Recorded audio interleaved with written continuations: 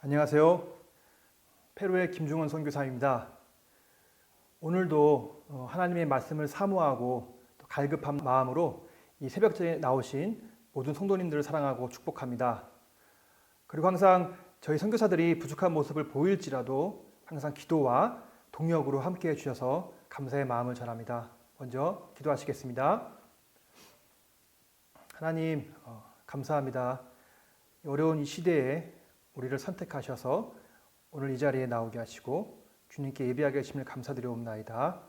하나님, 세상이 어려울 때일수록 더욱더 주님께 집중케 하시고 주님의 말씀을 사모하게 하시고 그 말씀으로 힘을 얻게 하여 주시옵소서.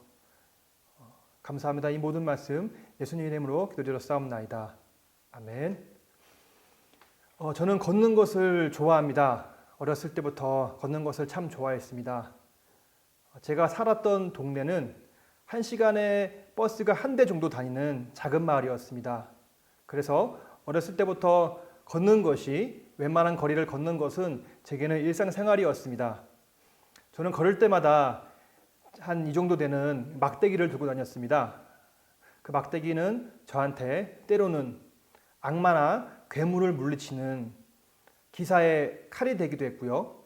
또 때로는 영화 인디아나 존슨에 나오는 해리슨 포드가 휘두르는 채찍처럼 마치 오지를 탐험하는 탐험가를 지켜주던 그러한 지팡이가 되기도 했습니다. 이렇게 어린 시절에 걷는다는 것은 제게는 재미있는 상상놀이였습니다. 그리고 제가 중학교, 고등학교 때는 특히 고등학교 1학년 겨울방학 때 부모님이 이혼한다는 얘기를 듣게 되었습니다. 그때 저희 집에서 교회까지 거리가 1시간 정도 됐었는데요. 걸어서. 그때도 저는 교회를 가거나 돌아오거나 집으로 이때 걸어다니면서 이 어려운 마음을 주님께 기도하고 위로받는 시간이었습니다. 대학생이 되었습니다. 전 여전히 걷는 것을 좋아했습니다. 저는 대학교 방학만 되면 전라도 해남 땅끝마을부터 임진각까지 통일전망대까지 방학 때마다 800km, 900km를 걷곤 했습니다. 그때 제 마음은, 제 심정은 하나님을 만나고 싶었습니다. 어린 시절부터 성인이 될 때까지 거의 모든 생활을 교회에서 했기 때문에 교회 안에 있는, 교회 울타리에 있는 하나님 외에 세상에서 역사하시는, 세상에서 하나님께서 위로하시는 사람들을 만나고 싶었습니다. 그래서 방학 때마다 많은 거리를 걸었고요. 또한 많은 사람들을 만났고요. 그때마다 하나님께서 제 마음에 또 위로를 허락하셨습니다. 그러다가 2005년쯤에 브라질의 유명한 작가죠. 파울로 코엘료가 지은 연금술사라는 책을 읽게 되었습니다. 걷는 것을 좋아했던, 도보 여행을 좋아했던 저는 이 연금술사라는 책에 푹 빠졌습니다. 그리고 그 후에 같은 저자가 쓴 책 순례자의 길이라는 책을 읽게 되었습니다. 아마 그때부터 제 마음속에 언젠가는 순례자의 길을 걷고 싶다라는 꿈이 생겼었습니다. 그리고 드디어 3년 전 지난 2017년에 우리 가정의 총리 대신이자 내무부 장관님이신 아내 최은실 선교사의 허락하에 제가 그 길을 드디어 갈 수가 있었습니다. 순례자의 길은 세계문화유산에도 등록되어 있습니다. 예수님의 제자, 12명의 제자 중에 야고보의 무덤이 있는 산티아고라는 도시까지 걷는 여행입니다. 사실은 캐톨릭의 순례지인데 또 많은 전 세계에서 사람들이 모이는 곳입니다. 다양한 루트가 있습니다. 가장 유명한 프랑스 길, 프랑스의 작은 마을부터 시작하는 길이고요. 그다음 북쪽 길, 또 은혜길, 그리고 포르투갈 길이 있는데 저는 가장 대중적인 프랑스 길을 걷게 되었습니다. 이 프랑스 길은 프랑스의 작은 마을 생장이라는 조그만 마을부터 산티아고 콤포스텔라, 그리고 땅의 끝이라 그리는 그 피니스텔레라는 도시가 있는데 거기까지 한 1000km를 걷는 그러한 여정입니다. 저는 그때 듣고 싶었던 게 또 있었습니다. 제가 지난 10년 동안 페루의 빈민촌에서 그리고 안데스의 오지 마을에서 저의 모든 것들을 쏟아붓는 시간이었다면 이제는 지난 10년간의 부음이 있었지만은 이제는 제 마음속에 다른 사람들이 만난 하나님께서 위로해 주신 사람들의 그 이야기를 듣고 싶었습니다. 그 길을 걸으면서 많은 분들을 만났습니다. 그리고 지금도 생각나는 두 분이 계십니다. 이 순례자의 길은 매일매일 20km 혹은 30km를 걸어야 되기 때문에 첫 일주일 한 10일 동안은 굉장히 힘든 길입니다. 매일매일 물집이 잡히고요. 또 무거운 배낭 때문에 온몸이 쑤십니다. 저도 운동을 굉장히 좋아하고 나름 단련된 몸이었지만은 굉장히 길을 걸으면서 힘들었던 시간이었습니다. 그런데 베로니카라는 아주머니가 계셨습니다. 이 아주머니는 스페인 분인데 다른 순례자들이 숙소에 도착해서 빨래를 하거나 쉬고 있을 때 이분은 항상 아픈 사람이 없나 둘러봐 주시고, 그리고 저녁이 되면 때로는 지쳐서 저녁밥도 건널뛸 때가 있는데 항상 그분은 자신의 요리를 준비하셔가지고 지쳐있는 순례자들을 많이 도와주셨습니다. 저는 처음에는 이분이 스페인 분이기 때문에 우리가 자신의 나라를 걷기 때문에 이렇게 친절하구나 라고 생각했어요. 근데 어느 날 우리가 또 베로니카 아주머니가 준비했던 맛있는 스파게티를 먹으면서 대화를 하고 있었습니다. 대화를 하고 있는데 이때 그분의 친구가 이런 말을 하시는 거예요. 베로니카, 난 내일 집으로 돌아갈래. 난 이제 내가 여기에 이 길을 걷고 있는 이유에 대해서 알게 되었어.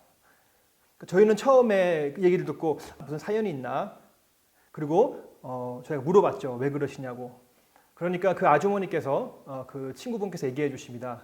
사실 이 베로니카 아주머니는 5년 전에 7살 된 아이를 사고로 먼저 떠나보내고 그 5년이라는 시간 동안 굉장히 고통스러운 시간을 보냈다고 합니다. 우울증 때문에 항상 약을 달고 살았고요. 그러다가 그분의 친구분이 너무 안타까워서 이번에 같이 우리 순례자의 길을 걷자. 그래서 같이 오게 되신 거예요. 그런데 이 친구분의 처음 마음은 베로니카가 다시 그 환한 미소를 찾았으면 좋겠다. 이런 기대를 가지고 왔었대요. 베로니카 아주머니도 처음에는 상처받은 자기 마음에 치유를 받고 싶다. 사랑하는 사람을 잃어가지고 다시는 누군가를 잃어버릴까 그런 두려움 속에 살고 있던 자신을 이겨내기 위해서 이 길을 왔었다고 합니다. 그런데 그 길을 걸으면서 자신의 경험이, 자신의 삶이 누구한테 위로가 되고 치료제가 되는 것을 깨달으면서 아주머니의 삶이 변했다고 합니다. 실제로 그 다음날 그 친구분은 돌아가셨습니다. 저는 이후로도 베로니카 아주머니께서 계속적으로 사람들을 도우시고 마지막까지 친절한 모습을 보게 되었습니다. 또 다니엘이라는 친구가 생각이 납니다. 이 다니엘이라는 친구는 과테말라계 미국 청년이었습니다. 이 친구 이름이 다니엘인데 제 스페인어 이름도 다니엘입니다. 그렇기 때문에 빠른 시간 내에 굉장히 친해졌습니다. 이 다니엘이라는 친구는 몇 개월 전에 아버지를 먼저 암으로 세상을 떠나보냈습니다. 그리고 자신이 원했던 길이 아니라 사실은 아버지가 걷기 원했던 이 순례자의 길을 온 것이었습니다. 그리고 잘 맞지도 않은 되게 허름했던 그러한 아버지의 등산화를 신고 걸었던 친구였습니다.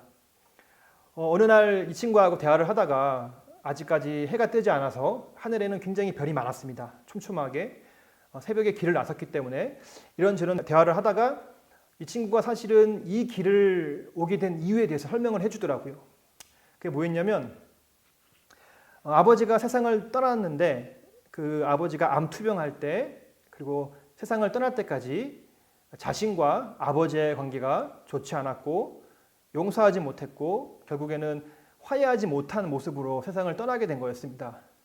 이 얘기를 하는데 저도 사실은 그런 아픔이 있었습니다. 저하고 아버지하고 제 친아버지하고 한 오랜 시간 동안 연락을 못하고 지냈습니다. 다행히 제 아내의 도움으로 화해가 됐는데 그런 경험이 있었기 때문에 이 친구의 마음이 이해가 됐고요. 제가 이 친구를 꼭 안아주었습니다. 그리고 그때 밤하늘에서는 별똥별이 떨어지고 있었습니다. 그 뒤에 또 많은 순례자들이 이렇게 걸어오고 있었는데 이유도 묻지 않았습니다. 그 다니엘이라는 친구가 이렇게 울고 있으니까, 제가 안아주고 있으니까 지나가면서 다 그 친구를 꾹 안아주면서, 이유는 필요하지 않았어요. 바로 그게 이 까미노 길의 매력인 것 같습니다. 이렇게 이 까미노 데 산티아고, 순례자의 길이라고 불리는 이 길은 전 세계에 많은 분들이 찾아옵니다. 각자의 사연을 가지고. 저는 그래서 하나님께서 어떻게 많은 사람들을, 전 세계에 있는 그분의 자녀들을 어떻게 치유했는지, 또 치유하시는지 보고 싶었습니다. 그렇게 걷고 걸었습니다. 걷고 걸어서 800km를 걸어서 콤포스텔라까지 도착을 했고요.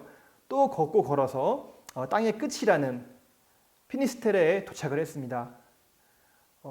바닷가입니다. 아주 멋있어요. 그리고 해가 떨어지는 서장을 보면서 또 이렇게 허락해 주신 아내에 감사했고요. 또 모든 걸 허락해 주신 주님께 감사했고요. 또 그날 제가 마지막 일기를 적었습니다. 제 일기장에 이러한 글을 적었어요. 결국 우리는 각자의 두려움을 이겨내기 위해 이 길을 걸었다. 그리고 그 두려움은 오직 사랑으로 이겨낼 수 있다. 국가, 문화, 성별을 뛰어넘어 이 세상의 가장 위대한 가치는 사랑이다. 그분의 놀라운 위로는 단 한순간도 멈춘 적이 없으시다. 저는 그 길에서 많은 사람들이 각자의 두려움을 가지고 온 것을 보았습니다. 사랑하는 사람을 잃어버려서 다시 상처받을까 봐 전전긍긍하는 두려움, 혹은 젊은 친구가 자신의 미래를 걱정해서 두려운 마음을 가지고 오신 분들, 혹은 은퇴 이후에 나의 인생의 후반전은 어떻게 살아야 하는가라는 두려움을 가지고 오신 분들, 이 모든 모습들을, 모든 걱정들을, 두려움들을 가지고 오신 분들이 또한 어떻게 위로받고 힘을 내고 비전을 찾아가는지를 보았습니다. 누구에게나 두려운 감정이라는 것이 있습니다. 상처받는 것에 대한 두려움, 실패할 것에 대한 두려움, 그리고 용기를 내지 못할 것 같은 두려움. 저는 선교지에 나와서 오랫동안 저를 붙잡고 있던 두려움이 있었습니다. 그것은 바로 관계에 대한 두려움이었습니다. 특별하게 저희 아버지와의 관계였는데, 제가 아버지와 사이가 좋지 않은 상태에서 선교지에 나왔기 때문에 오랜 시간 이 두려움은 저를 붙잡고 있었습니다. 분명히 내가 선교사이기 때문에 또한 아내의 그러한 조언으로 화해를 하고 싶은데, 때로는 잘 자라고 있는 우리 아이들의 사진들을 또 보여주고 싶은데, 내가 화해를 청했을 때 아버지께서 혹시나 거절하지 않을까라는 두려움이 있었어요. 제가 부모가 되다 보니까 지금 저희 아이들이 13살, 12살이기 때문에 그때는 제가 잘 몰랐었어요. 어렸기 때문에. 당연히 부모님은 너무나 좋아하죠. 자녀의 그러한 화해에 대해서. 저는 그때는 두려움이 있었습니다. 결국에는 아내 덕분에 잘 해결되었지만은, 이렇게 누구나한테 두려움이라는 것은 존재합니다. 또 지금 제 또 마음속에 두려움이 있습니다. 그게 뭐냐면 바로 안전에 대한 두려움입니다. 지금 많은 나라들이 고통받고 있죠. 우리 성도님들이 계신 미국을 포함해서요. 저희 페루도 좀 피해가 많은 나라 중에 한 곳입니다. 약 32만 명의 확진자와 그리고 한 13,000여 명의 사망자가 있는데, 이 영상이 반영될 쯤이면 또 더 많은 확진자와 사망자가 나올 것 같습니다. 정부 통계는 13,000명 정도의 사망자가 있다고 합니다.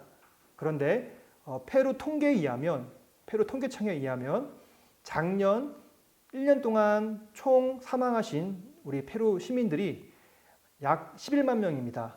그런데 올해 1월부터 6월까지 사망한 숫자가 9만 3천 명입니다. 작년 대비 올 6월까지 이미 작년에 비해 85%의 사람이 사망했다는 겁니다. 그리고 실제로 저희 사역지에도 제가 어저께 찍은 사진입니다. 어제도 마을 주민 한 분이 이렇게 돌아가셨습니다. 우리 스태프들에 의하면 매주 한 분 혹은 두 분, 세 분이 이렇게 밤 사이에 잘못되셔서 세상을 떠난다고 합니다. 근데 이런 분들은 죄송하지만은 코로나로 인한 사망자로 이렇게 등록이 되지 않습니다. 병원에서 돌아가신 분만 통계에 들어가기 때문에 그렇지 않은 분들이 많이 계십니다. 그리고 저희 사역지 내에 병원 진료나 그러한 혜택을 받지 못해가지고 집에서 진통제나 해열제로 어려운 시간들을 보내고 있는 가정들이 많이 계십니다. 그런 곳을 저희 스태프들이 다녀야 됩니다. 그래서 제 마음속에 그렇게 사역을 하다가 우리 스태프들이 혹시라도 감염되면 어떡하나, 혹은 저희 스태프에 의해서 그의 가족들이 감염되면 어떡하나 하는 마음속에 두려움이 있습니다. 그리고 또 제 두려움은 아내에 대한 두려움입니다. 그 아내가 무섭다는 얘기가 아닙니다. 저희 아내가 대학교 시절 때 폐결핵을 앓은 적이 있습니다. 그래서 이번 코로나 바이러스가 이 폐질환 환자한테 안 좋다는 얘기가 많기 때문에 혹시라도 제가 감염이 되어서 그 우리 집에 식구들한테 이렇게 전파시킬까 하는 그러한 두려움이 제 마음속에 있는 것이 사실입니다. 오늘 말씀을 보면요, 모세가 이스라엘 백성한테 명령합니다. 선포합니다. 두려워하지 말라.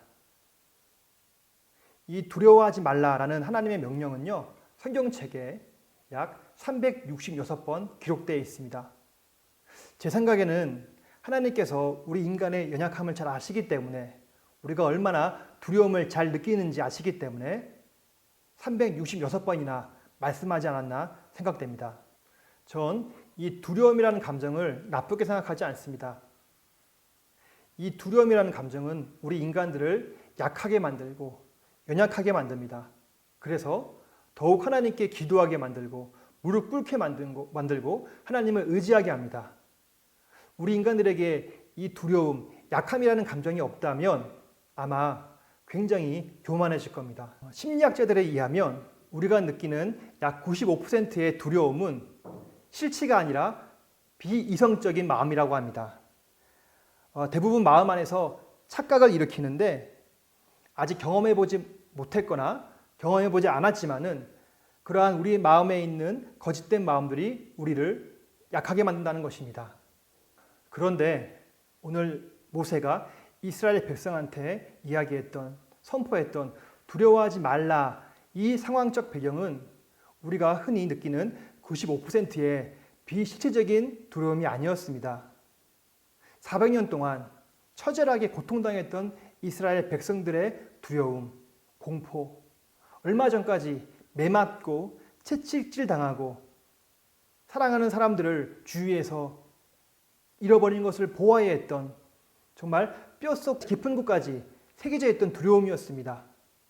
그런 이스라엘 백성들한테 오늘 모세가 이야기하는 겁니다. 두려워하지 말라. 이 두려워하지 말라라는 모세의 이 명령은 이스라엘 백성들한테는 쉬운 일이 아니었습니다. 400년 동안 고통을 당하면서 정말 어렵게 그 땅을 나왔습니다. 이제야 그 지긋지긋한 공포의 시간에서 벗어났는데 우리 할아버지가 또 그 할아버지의 할아버지부터 당해왔던 그 고통을 나의 자녀들에게는 이제는 줄 필요가 없는데, 이제는 그 지긋지긋한 무서운 얼굴 애굽 병사들을 볼 필요가 없는데, 이제 드디어 해방되었는데 저기서 그 얼굴이 보이는 겁니다. 저기 뿌연 아마 모래 바람이었겠지만은 먼지였겠지만은 그들은 느꼈을 거예요. 그들의 말 발굽 소리, 그들의 함성 소리가 들리는 것만 해도 그들은 아마 치를 떨었을 것입니다. 우리 이제 어떻게? 드디어 이제야 벗어났던 그 공포의 시간인데, 두려움의 시간이었는데 그 백성들한테 이야기하는 겁니다. 두려워하지 말라. 그 두려움에 떨고 있는 백성들한테 또 모세가 명령합니다. 가만히 서서. 저는 오늘 특별하게 이 가만히 서서 이 말씀에 집중하고 싶습니다. 정말 멀리서 그 얼굴만 봐도, 그 함성과 먼지만 봐도 치를 떨었던, 어떻게 보면 뼛속까지 깊게 사무친 공포에 두려움에 사무친 그 백성들한테 두려워 말라. 그리고 또 가만히 서서 이렇게 명령한 겁니다. 이것은 너희가 하나님의 존재를 인정한다면, 하나님을 나의 구원자로 인정한다면, 하나님께서 우리를 인도하실 거라고 신뢰한다면 너의 의지를 보여라. 그 자리에, 너의 자리에, 내 신앙의 자리에 버티고 서 있으라는 하나의 명령이었습니다. 하나의 요구였습니다. 하나님께서는 지금 이 시대에 미래를 알 수 없고 많은 상황들이 답답한 이 시대에 우리에게 동일하게 말씀하십니다. 사랑하는 내 딸아, 사랑하는 내 아들아, 내가 너와 함께 하겠다. 내가 너희를 위해 싸우겠다. 두려워 말라. 두려워 말고 너의 신앙의 자리에서, 내가 지켜야 될 그 자리에서 굳게 서 있거라. 그리고 내가 오늘 어떻게 역사하시는지, 내가 어떻게 오늘 새 일을 행하는지 바라보거라. 그리고 증거하거라. 바로 오늘날 이렇게 말씀하십니다. 말씀드렸듯이 저는 안전이라는 두려움이 있었습니다. 우리 페루 선교지가 많이 어렵기 때문에 그 마을을 다녀야 되는, 사람들을 만나야 되는 스태프들의 안전이 걱정이 되었습니다. 그래서 함께 대화를 했습니다. 난 솔직히 너희 안전이 걱정스럽고 너희가 혹시 감염되어서 너희 가족이 감염될까 봐 두렵다. 어떻게 보면 우리에게 이러한 두려움은 아직 일어나지 않은 혹은 경험하지 않은 실체적인 두려움이 아니라 이미 저희는 많은 죽음들을 보고 있습니다. 저희 마을에서 한 분 혹은 두세 분이 이렇게 돌아가시고요. 그리고 제 개인적으로는 저희 학교, 저희 첫째 딸 친구 아버지, 또 다른 또 친구의 아버지, 가까웠던 사람들의 죽음을 목격하게 되었습니다. 그리고 저희 스텝 중에 신띠아라고 있는데 리마가 감염이 많이 되다 보니까 시골 마을로 피난을 갔습니다. 근데 그 피난했던 그 도시에서 또 코로나에 감염되어서 지금 아주 힘든 싸움을 하고 있어요. 그리고 제가 1시간 전에 촬영을 하기 직전에 들은 이야기는 함께 입원했던 우리 신띠아의 이모는 조금 전에 또 이렇게 먼저 하늘나라로 떠났다고 합니다. 이런 두려움 가운데 저희 스태프들과 이야기를 했습니다. 근데 이런 또 이야기를 하더라고요. 우리도 두려운 건 마찬가지다. 하지만 우리 존재의 이유는 분명 이 땅에 있다. 이 어려운 이 시대가, 어려운 이 땅이 바로 우리 존재의 이유다. 그렇기 때문에 더욱 철저하게 준비해서, 잘 준비해서 사역하자. 이런 이야기를 나누었습니다. 우리의 미래는 확신할 수 없고 예상할 수 없고 많은 상황들이 우리의 뜻대로 흘러가지 않습니다. 그렇기 때문에 분명히 우리 안에 두려움과 연약함이 있을 줄 압니다. 사랑하는 우리 성도 여러분, 그 두려움이 우리의 약함이 되고 그 약함을 가지고 하나님께 더욱 기도하고 매달리고 집중할 때 하나님의 일들을 볼 수 있음을 고백합니다. 전 그저께 오랜만에 마을을 이렇게 돌면서 사람들이 가까우는 것이 좀 이렇게 무섭더라고요. 하지만 하나님께서 주시는 말씀이 있었습니다. 하나님께서 주시는 제게 마음이 있었습니다. 그게 무엇이냐면 내가 이 땅에 굳건한 마음으로 버티고 이 땅에 나의 자리에 내가 있어야 할 이 자리에 굳건히 버티고 있을 때 하나님께서 어떻게 이 땅을 변화시키고 이 땅을 위로하시고 이 땅을 사랑하시는지 볼 수가 있겠구나. 그래서 한 번 더 마음을 붙잡고 또 담대함으로 하나님께 나아가려고 합니다. 저희 팀을 통해서, 저희 선교사들을 통해서 하나님께서 이 땅을 변화시키고 위로하시고 치유하실 것을 저희가 믿습니다.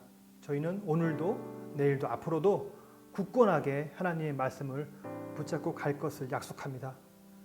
하나님께서 오늘 이 새벽에 말씀하십니다. 사랑하는 나의 딸아, 나의 아들아, 두려워 말라. 내가 너와 함께하고 내가 너와 함께 싸우겠다. 너는 너의 믿음의 자리, 내가 지켜야 될 그 그 자리에서 내가 어떻게 이 땅을 변화시키는지, 어떻게 새 일을 행하는지 증인이 되거라. 그리고 그것을 증거하거라. 다 같이 기도하시겠습니다. 하나님, 정말 주님의 은혜가 더욱더 필요한 시대입니다. 우리가 연약한 인간이기에 마음속에 연약함이 있고 두려움이 있습니다. 그러나 주님을 신뢰함으로, 주님을 의지함으로 그 연약함과 두려움이 기도가 되게 하시고, 그 기도가 하나님의 능력이 되셔서 우리가 어떻게 하나님께서 일을 행하시는지 하나님의 새 일을 바라보게 하시고 하나님의 새 일을 증거하는 증인이 될 수 있도록 하나님 허락하여 주시옵소서.